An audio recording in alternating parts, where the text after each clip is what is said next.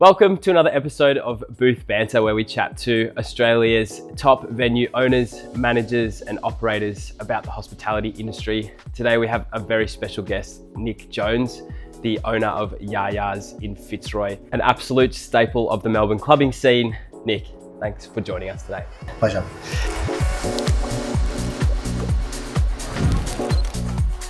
How would you describe Yah Yah's to someone who's never been here before? Okay, Yah Yah's is supposed to feel a bit like the most out of control wild house party you've ever been to, right? It's supposed to feel like no limitations. And it's not just for the most popular people. It's supposed to be filled what I would affectionately call the freaks and the geeks, right? Maybe the kids that didn't feel like they ever fit in before. This is hopefully a place where they feel like they fit in. Is that where the zombies... The weekend club for zombies is because we were open so late. Yeah. Okay, you are open. From memory. Yeah. That's been from when we first started it 10 years ago. Really? Yeah. Yeah. And it's still holding that? Yeah, we've never changed it. That's so good. Yeah. So how did you end up owning one of Fitzroy's most iconic nightclubs? Well, it certainly wasn't like what it looks like now. Yeah. But my background is in live music. You know, I started off in production for gigs. Yeah. In lighting and doing visuals. And where did you start off doing that? At a place called Ding Dong Lounge. Yep. Run us through the journey of it. How did it's a long journey. It was like 20 years ago now. This is my 20th year in nightclubs. Yeah, wow. Which makes me feel really old. But it started off doing production for little local gigs. I think my first one was ever a band called British India back in 2005 at Ding Dong Lounge, which is in Chinatown here in Melbourne. Yep. And through doing that, make connections with people, started to assist promoters, then becoming the promoter myself. Yep. I have a business partner that is very early on in that journey that remains still my business partner for the entire period, including here at Yah Yah's. So did you take over running Ding Dongs as a promoter, like running the nights and whatnot? We started off running Saturday nights. Yep. That was really popular, and then they asked us to come and run the whole venue. Yep. We were at Ding Dong for, I think, probably 6 years. At the same time we were doing that, we were doing Cherry Bar as well. And then when we left Ding Dong, it's no longer with us, sadly, we came over here we got the opportunity to come here to Yah Yah's and kind of try to repeat it. Yah Yah's is arguably the spiritual successor to Ding Dong. Yep. So when you say that you made the transition from Ding Dongs to Yah Yah's, how did that all happen? Basically, after 6 years of being at Ding Dong, you know, we had kind of decided that we had done and said what could be said there when we were kind of ready for a new challenge. At the same time, we were also running a media company called Tone Deaf, which we had started at the same time. I guess we must have had a lot more energy back then than I feel like I have got now. Yeah. And so we kind of really wanted to focus on that. So we left Ding Dong and we weren't really running events for a good year, maybe. And then the guys from Cherry Bar who had this place and who we had a long history with kind of rang us up and wanted to meet and said, hey, we'd really love you to come over to Yah Yah's. And after a lot of convincing, we ended up here. Yep. And then, so were you doing the Fridays and Saturdays, or was it the whole Thursday to Saturday? Sorry. Yeah, back then it was the whole thing. I mean, Yah Yah's was very, very different. It was very live music focused. The bands were downstairs. Yeah. There was a kitchen you could order and eat a burger here. I don't know why you'd want to, but you could. Yeah. And very quickly we saw that the bones of this place were really magic and cool, and it would be really interesting to run this place as more like a nightclub with a live music overlay. The venue just seems like it's got so much character, and that's what you've obviously built it from the bare bones. Yeah. And it's kind of just dragged on to what it is now. I'd say the venue, I'm more in the shadows. It's the venue itself and the structure of the venue that is the biggest character. Yeah. And I think it's the thing that people remember. It's it looks very unusual for a nightclub. Yeah. I mean, we have carpet for one, which is, I can tell you, if you're ever thinking of running a nightclub, not a good idea. So Smith Street, you know, it's changed. It changes all the time. You guys have been here for 10 plus. 10 years, yeah. Just clicked over 10 years. Yeah, wow. Congratulations. Yeah, congrats. The street would have changed a whole lot over 10 years. What do you do to keep Yah Yah's identity, you know, consistent or successful? Yeah, so talking about the street is so different to when we were first here. Smith Street I remember when we first started working on this project, it seemed kind of sketchy, and I was pretty nervous on the street, just during the day, I mean. It's become gentrified, whether you think that's good or bad. It's become gentrified quite a bit. But the most significant change is the queer thing, right? When Circuit had opened a year before when I got here at Yah's, but it was still very early on then. Now you look at Swiss Street, and it is undeniably, I guess, the queer street of Melbourne. Yeah, for sure. You know, the streets themselves are painted in rainbows, so that's maybe a clue. And also the Victorian government themselves decided with Vic Pride, this is where they were going to put the big street party. Yeah, great. And so the big difference you see now is that now there's a proliferation of bars and events all around us now that are queer. That is not the case when we were first here. Maybe it was just the very beginning of it. Yeah. So we've had the pleasure, I guess, of seeing that grow over 10 years. In terms of the second part about how we keep it, I guess, relevant or whatever, or consistent, is the whole point is that we don't. Right? Like, I have a theory about that nightclub. Like, I would say we're in the fashion industry, right? And what that means is the fashions and trends, they change. And so I've had a strong opinion, and me and the team talk about this a lot, that this venue should not look like what it looked like in 2 years' time. And in the same way, it shouldn't look like what it looked like 2 years prior to that. I want it to be consistently changing and evolving to reflect the audience that we're attracting. Does it involve like structures, you know, nights, themes, everything? Yeah, the whole thing. Yeah. So, I mean, the only thing that's probably been consistent is actually the way it looks, although we've obviously done some renovations. It has cost quite a bit of money to make it look this bad, trust. But certainly the programming is completely different. 10 years ago, it was more like what we would now call indie sleaze. Indie sleaze. Yeah, we used to call it garage revival, but now they've retconned it to indie sleaze. Okay. Yeah, it's a better name. And you know, now we've gone through a pop journey. I would say there's more electronic influence coming in now. It's completely changed. Is it true that you do all the artwork? It is true. I do the artwork. And how long have you been doing that for? Only a couple of years. So after the media company? Yeah, after the media company. Yeah. I used to do the artwork. Basically, we've regressed, I guess, or whatever. Like, I used to do the artwork when I was in my 20s, when we were at Ding Dong and at Cherry and stuff. Yep. And then with the rise, were they like the old flyers, you know, the Friday, Saturday? I remember we used to go and print off flyers and hang outside Festival Hall and after a gig and hand out flyers for our unofficial after parties to try to fill the clubs and stuff like that. Or we go and put things under windscreens and stuff like that. It's crazy when I look back at it now. Now it worked. Now I just put a post on social media. It's not quite as it's not quite as exciting. But then there was a long period where we kind of walked away from art in general, and I think that was a response to social media. And is art as relevant? We didn't do poster campaigns anymore. It was all about back then Facebook and Facebook events. I think now with the rise of Instagram and stuff like that, it's become, again, much more image focused. And so we kind of returned to the art itself. And I'm also enjoying it from an artistic point of view, getting back in the driver's seat for that. That's awesome. Yeah. So what does it take to run a successful club on a weekly basis? What do you think that other venues do right? And what do you think they do wrong? I think you have to keep an open mind. Right. I think the biggest mistake is getting stuck in your ways. I think we've seen this years after years. Like I said before, venues either evolve or they die. And sometimes also some things have a time limit, and that's okay too. Yeah. Like sometimes they're meant to be for a moment in time, and it's kind of a mistake to hold on them for too long because you ruin the legacy too. Yeah. Right. It's more difficult to know that yourself when is the right time. I think. Yeah.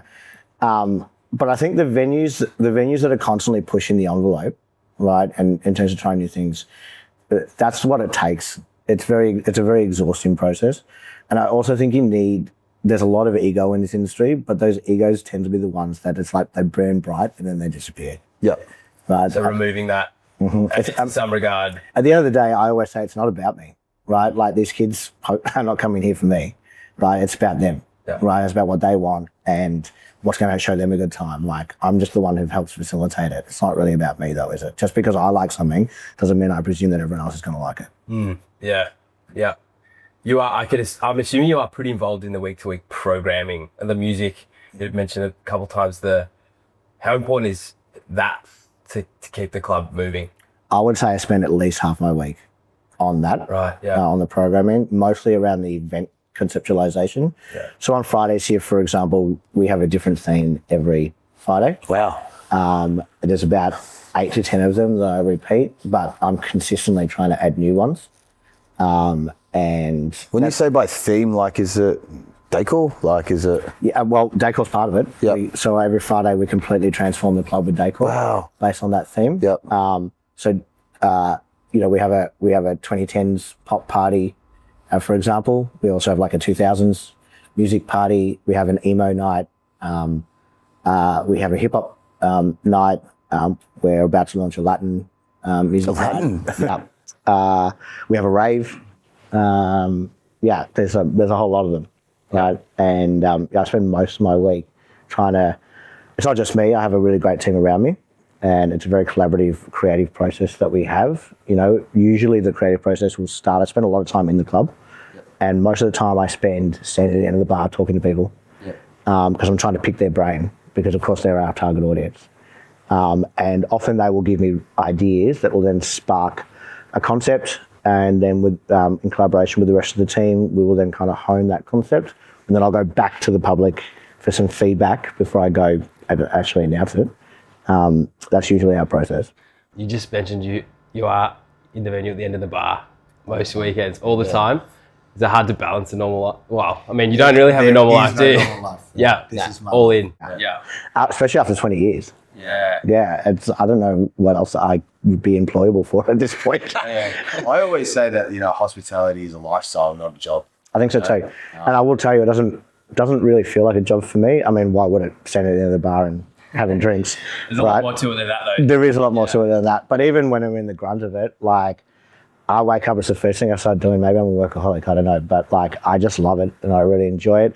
And for me in particular, what I love, and it's another one of the reasons I love to stand at the end of the bar, although I'm sure the staff hate me doing it, is it really is fun to just take a moment out of the party and just watch it in a non-creepy way. And just watch these kids have a good time and, like, have a smile on their face or whatever. Like, that, to me, that's my, like, test for whether I think I'm doing a good job or whatever. And that's also the thing I think that keeps me going. What's the hardest thing about running a venue that no one talks about? Maintenance. Yep. For sure. Like, I think people would be really surprised to know how much time we talk about plumbing every single week. Yeah. Right? Actually, one of your team members was telling me about, you guys had a flood recently. During service. We had the entire sewage system explode during service. Yeah. Yeah, and it flooded everything. We had to close, actually. Really? Yeah, I'd like to say that's the first time something like that's happened. Yeah. It's not. It's the first time the plumbing's exploded. Yeah. Your toilet's on the top floor, so They went all the way down. Yeah. I won't paint you the picture because it's probably already going to your head. But we've had all kinds of stuff like that happen. I mean, these are old. A lot of clubs, unless it's a brand new club, are in really old buildings, especially the more interesting ones. This building is like 100 years old. Right, it's got all kinds of problems. We've had the electrical switchboards explode on us. We've had, I'm making it sound like it's dangerous to come, but it's the maintenance stuff. I think people don't realise just how involved that is. We have essentially 2 people dedicated to that full time. On that, I mean, I want people to have a great time. I kind of like it when they're, when it's almost like swinging from the chandeliers. Like, that means that those things break. yes. Yeah. So we have a really huge budget for toilet seats. Race plumbing. They love us. Yeah. So what does generally a great night at Yah Yah's look like? I have a theory on the best nights are the nights that you kind of give yourself or lose yourself to the party, right? And what I mean by that is to be hypnotized by it requires all the things that otherwise take you out of the party to be removed, right? And that could be things like, which put a lot of work on, we have no creeps, no dickheads policy, right? So if you're worried about someone might put something in your drink or someone's going to, pinch your bum or whatever, that kind of stuff takes you out of the party and puts you on edge. So you have to be really relaxed and give yourself over the party. So the best nights you ever have are the nights you don't even realise you're having such a good time until the end of it, right? Because you need to really give yourself over to it. On the customers, do you guys have a demographic? I mean, you've mentioned you got to be open-minded. Yeah. So overwhelmingly the demographic is 18 to 24. Yeah. the target, when we started Yah Yahs, we had a real mission statement around creating a club that was very predicated on women, right? I think a lot of nightclubs can be very male-dominated spaces, or they just feel very masculine. And it was important for us. It's like, no, we wanted to create a space for girls, and that was informed by what a lot of our friends had told us about their experiences, say, when we were at Ding Dong beforehand, and they were more honest with us about those experiences once we had left. And that really kind of informed our mission statement here, was to create a space that was about, I guess, primarily about female empowerment. And that's not just, that's on and off the stage. Yeah. And then as part of that strategy is where the queer overlay came from as well. Because we thought those two things would probably go hand in hand together. Yep. And so this club really has become primarily focused on women and the queer community. That doesn't mean it's at the exclusion of men at all. It's interesting to me these days, a lot of people talk about this place as a gay club. You will never hear me say that because that's not part of, I just don't see it like that. Like you said, you like to keep it. I like to keep it broad. If you wanted to really drill me on how I describe it, rather than saying gay friendly, I would probably call it straight friendly. You've built such a good community here. I think, from our background as well, we know the best clubs have, you walk in and it feels like you know everyone already, even if you don't. Yeah. Have you sort of fostered that? Okay, so for having spent so long in nightclubs, I think a lot of the way that the nightclub industry is run, to me, is really demeaning to people. If you think about it, before you even walk into a nightclub and you're in the queue, there's all going through your head. It's like, am I dressed cool enough to be granted entry into this place, right? Or am I connected enough to be on the guest list? Like, it's basically, it's a test of your worth, right? Yeah. Right, which I think is really dehumanizing to people. Yeah. I want people to feel better about themselves when they walk out the door than when they walked in the door. And I think if they otherwise have that, go through that experience, and then when they're in the club, it's all that popularity contest. Yeah. Right. I don't think that makes you feel better about yourself. And to me, I want people to feel celebrated for their uniqueness and their weirdness, because to me that makes it interesting. Maybe that's because I've got a background in rock and roll. Yeah. But I love what I call affectionately the freaks. You know, like to me that's what makes them special and cool. Looking forward into the Melbourne clubbing scene, or just the scene in general, how do you see it progressing over the next few years? Are you optimistic about it?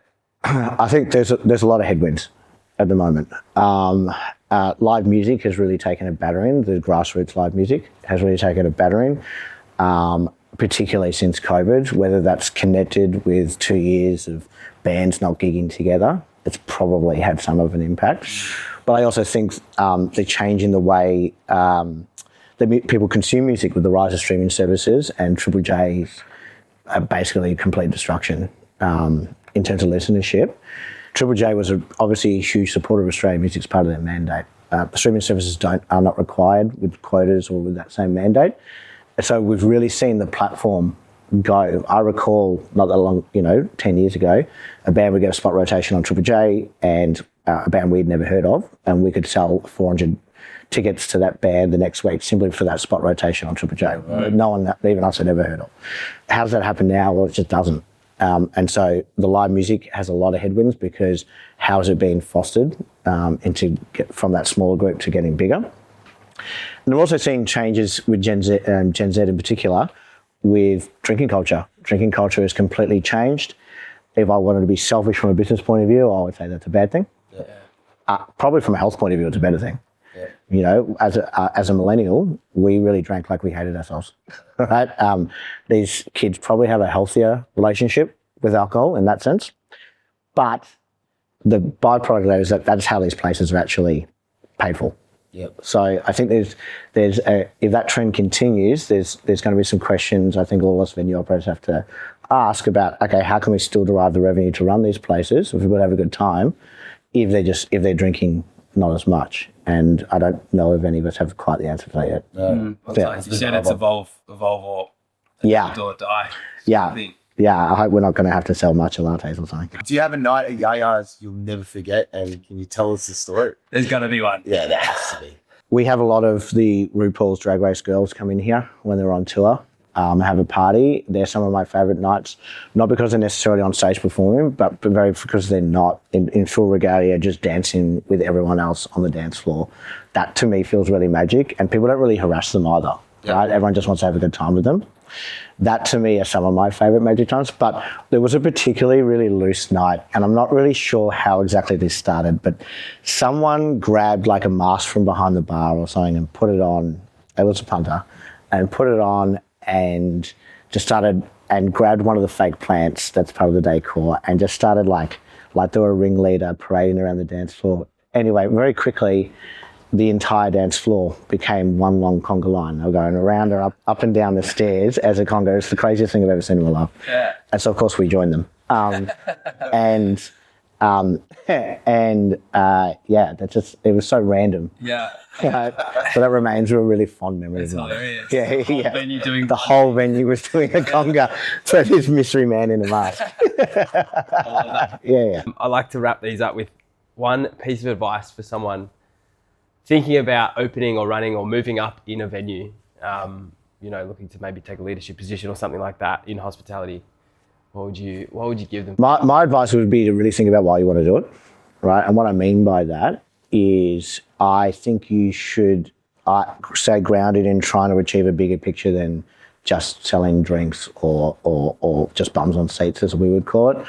I always say to my team, if you think this is about vodka Red Bulls, you're missing the point. It's not. That's the stuff that just comes with the rest of it. So I would strongly advise someone to really ground themselves in thinking about why they're passionate about it, what makes them passionate about it, and to constantly keep themselves reminded about why they're passionate about it, and not lose themselves in all the other really attractive and attrapments that can come with this industry. Yeah. It's great advice. Yeah.